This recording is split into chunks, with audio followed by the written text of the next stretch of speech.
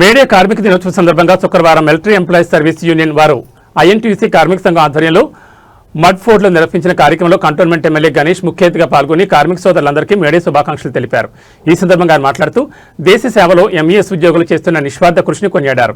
దేశ రక్షణతో పాటు మౌలిక సదుపాయాల నిర్మాణంలో ఎంఈఎస్ సిబ్బంది పాత్ర కీలకమైందని పేర్కొన్నారు. తన తరపున ఎప్పుడు ఏ అవసరం వచ్చినా ఎంఈఎస్ ఉద్యోగులకు అండగా ఉంటానని భరోసా ఇచ్చారు. కార్మికుల సంక్షేమం, హక్కుల పరిరక్షణ కాంగ్రెస్ ప్రభుత్వ ప్రథమ కర్తవ్యమని ఎమ్మెల్యే గణేష్ స్పష్టం చేశారు. కార్మికుల శ్రమ, త్యాగాలను గుర్తించి వారి జీవన ప్రమాణాలు మెరుగుపరిచేందుకు ప్రభుత్వం అనేక సంక్షేమ కార్యక్రమాలు అమలు చేస్తుందని తెలిపారు. ఈ కార్యక్రమంలో ఎంఈఎస్ జాతీయ నాయకులు రాజేష్ కుమార్ మీనా, రమేష్ చంద్ర మీనా, ఎంఈఎస్ యూనియన్ నాయకులు పరశురాం, రాజ్ కుమార్, వేణుగోపాల్, చారి, కార్తీక్, ఐఎన్టీయూసీ కార్మిక సంఘం ప్రతినిధులు, కార్మికులు, కాంగ్రెస్ పార్టీ నాయకులు పెద్ద ఎత్తున పాల్గొన్నారు.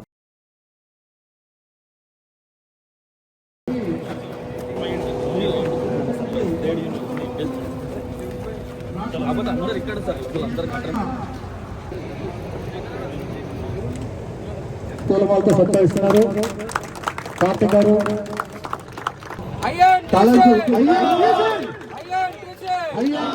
कांग्रेस सब हमारे पास भी महिला कांग्रेस अध्यक्ष है अंदर की अंतर्जातीय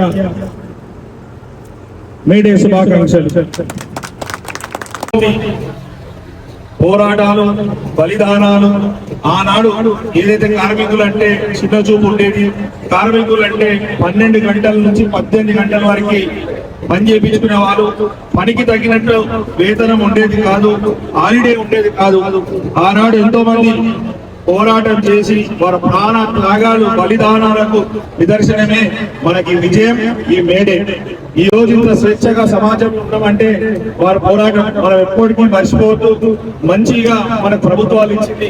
ఇందాకనే इससे पहले जुबली बस स्टेशन में जो वर्कर्स है वो सब जने सीएम साहब को, डिप्टी सीएम साहब को, ट्रांसपोर्ट मिनिस्टर पूनम प्रभाकर साहब को दूध का अभिषेक करें, क्योंकि कई सालों से एक अंदर की తెలుసు ఆర్టీసీలో పనిచేసే వాళ్ళు కార్మికులు ఎవరైతే ఉన్నారో వాళ్ళ డిమాండ్స్ ఉండే సుమారు 32 డిమాండ్ వాళ్ళది ఉంటే గతంలో ఏ ప్రభుత్వం పరిష్కరించలే, ఏనాడు పట్టించుకోలేదు. కానీ ఈనాడు కాంగ్రెస్ ప్రభుత్వం, గౌరవ ముఖ్యమంత్రి రేవంత్ రెడ్డి గారు ఇది న్యాయమైన డిమాండ్ అని భావించి 32 డిమాండ్లకు ఓకే చేసి వాళ్ళ సమ్మెని విరమించి వారికి మంచి కోరిన విధంగా జీతాలు పెంచి, పిఆర్సీ 11% పెంచి వాళ్ళ యూనియన్ ని గుర్తింపించి దాంతో పాటే ఆర్టీసీని కూడా విలీనం చేస్తారని కూడా చెప్పడం జరిగింది.